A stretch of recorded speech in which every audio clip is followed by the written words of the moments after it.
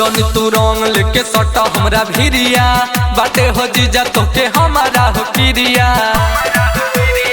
ए जी जौन तू रंग लेके सटा हमरा भिरिया बाटे हो जीजा तोके हमारा हो किरिया। पिचकारी बारा जवन ले ले कारा कर लागता हो कारा कर लागता। ए जीजा डली हो जौनी रंगवा हमारा डर लागता। ए जीजा डली हो जौनी रंगवा बड़ा डर लागता। न डाली न डाली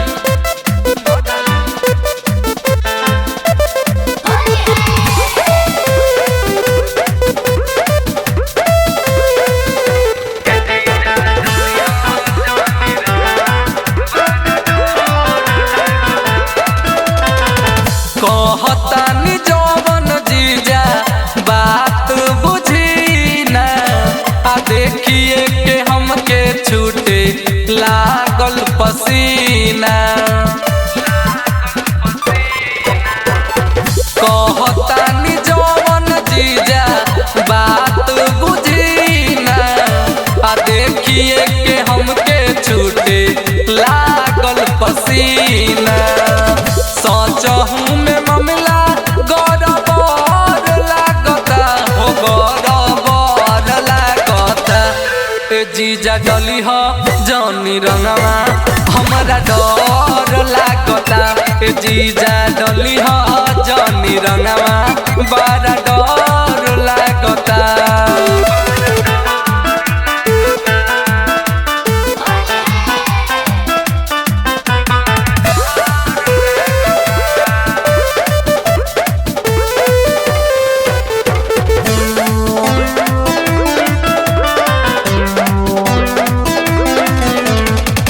मानो तू बतिया हमरो रमेश मोहन हो तोहरा से भइल बानी हम बहुत तंग हो। ए हो मानो तू बतिया हमरो लवली अशोक हो तोहरा से भइल बानी हम बहुत तंग हो। कर जानी ऐसे तू हमके शरम लागता हो शरम लागता। ए जीजा डली हो जौनी रंगवा हमारा डर लागता।